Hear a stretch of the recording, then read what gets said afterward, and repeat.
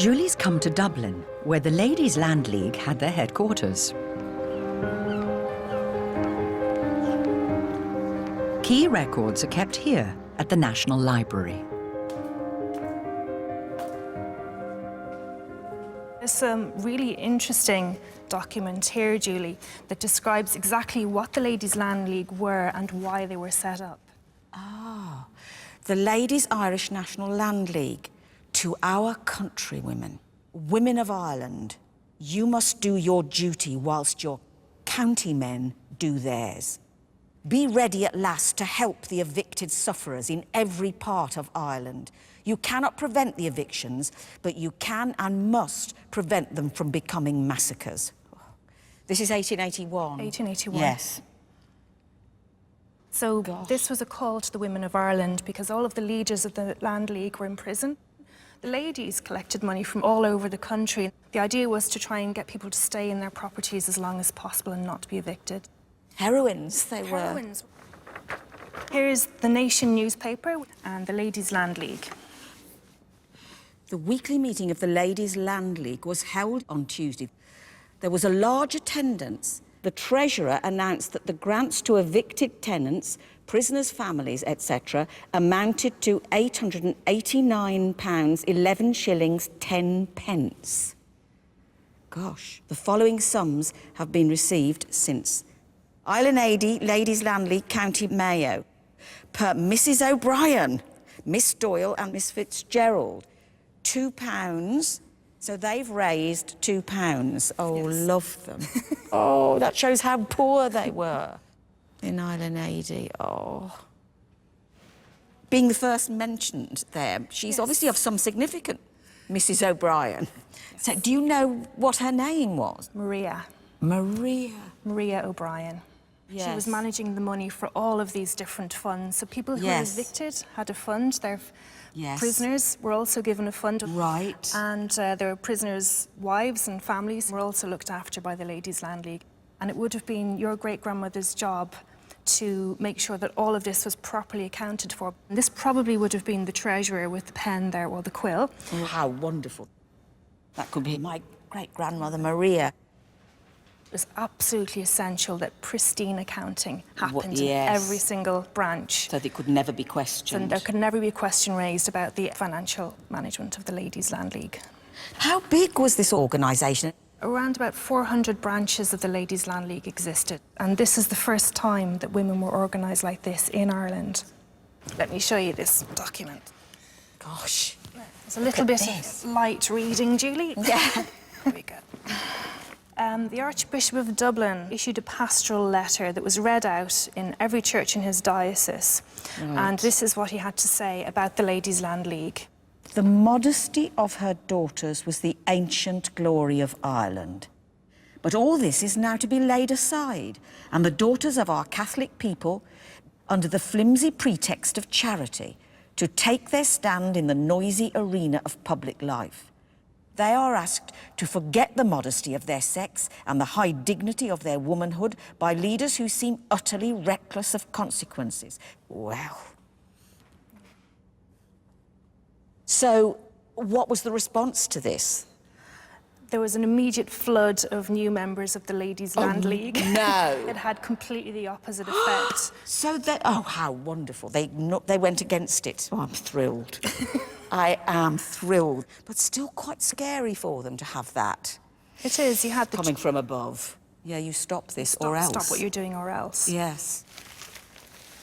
The word feminism hadn't been invented then, but certainly this was early. A feminist movement. Yes. It was an absolute, display of civil disobedience. And strength and unity. Strength and unity. How fantastic. Nothing like this had ever happened before. At rallies all over the country, they would stand on the public platform and shout about their rights. So were any of the women arrested? Women were, randomly, at different times, so nobody ever knew how long they would be kept for. So your great-great-grandmother... terrifying. At that time that she joined the Ladies' Land League, she had 7 children. She had 7? She'd had a child in 1881, so she had a babe in arms. I mean, just with a small... How vulnerable you would feel with having children. So proud of her. Patricia has found information that takes Julie back another generation. We know your great-grandmother Maria, her maiden name was Buchanan. Buchanan. Right. Right, and her father was Mr. C. Buchanan. We have this in the Connacht Telegraph that will tell you a little bit more about Mr. Buchanan. Westport Board of Guardians. To the nobility and gentry of Westport, the 5 undernamed poor labourers of High Street most humbly showeth that they and poor families are in a starving and famishing state owing to the bad weather, having no employment. Some of the poor petitioners had in the time that passed to sell some of their little furniture and their cooking utensils to provide a little food for themselves and families. The poor petitioners most humbly beg the gentlemen of the board to grant them a little relief, and they will ever pray. Mr. John Loudon proposed that they be allowed outdoor relief for a fortnight. In the late 19th century, a grant of money was the most common form of outdoor relief. Without it, families risked ending up in the workhouse. Against Lord John Brown, J.S. Smith and C. Buchanan. So Buchanan was against giving them some relief. I can't bear it, no. So this would be great-grandfather Cummins Buchanan. I wonder why. And I mean, you know, his daughter was involved with the Ladies' Land League. Oh, I'd love to know more about him. Cummins Buchanan.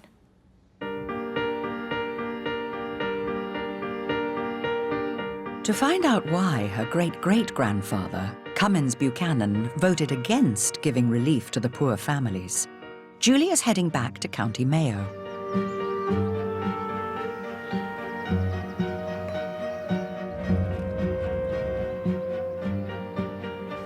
She's come to Westport House, the seat of the Marquess of Sligo. He was Cummins Buchanan's landlord and one of the biggest landowners in Ireland. Hello.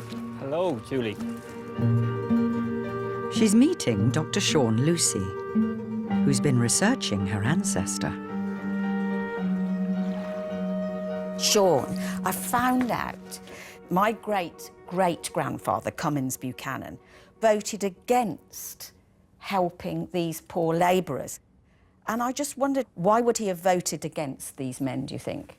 It's undoubtedly supporting Lord John Brown, brother and heir to the Marquess of Sligo, Cummins' landlord.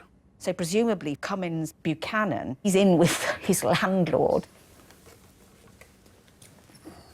This will hopefully shed some more light on why he's been voting with his landlord. So if we have a look here. Mr. Cummins Buchanan takes the land which has been surrendered by Dennis MacDonald at the yearly rent of £5 sterling. Oh, no.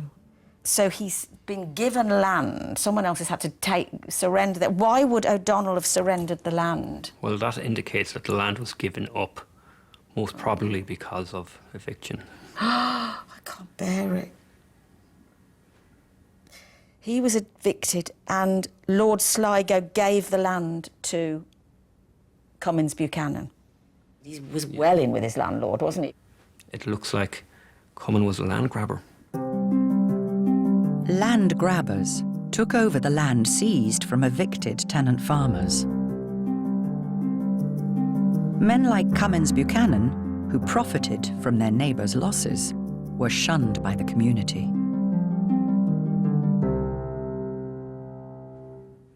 You can imagine how contentious this would be. Yes, it would be. And surely his daughter fighting with the Land League, and he's there in the community taking land. I mean... But they're actively on opposing sides. Yes, actively. They weren't just... No, absolutely. For a woman in those days to politically stand out against her father in that position, that must have caused huge ructions in the family. Exactly. And we can see the motivation for supporting the landlord in that he gets access to this land. So it really, I think, demonstrates a lot about Cummins' personality. He probably felt safer staying on the landlord's side. Because he had done well out of it, hadn't he? Well, he had. Yeah. And this particular plot of land, even though it's quite small, it is quite valuable. Yes. So hard to give up in those poverty-stricken For sure. times. Yeah. He's just a tenant farmer like everyone else. So to go and take it off another farmer. Land was just so precious, wasn't it? Gosh, an extraordinary thing. Is there anything else in here, do you know? But he does seem to drop off the radar. Got a habit of dropping off the radar, my family, it seems, from what I've found out since I've been here. It's the other side have dropped off the radar as well.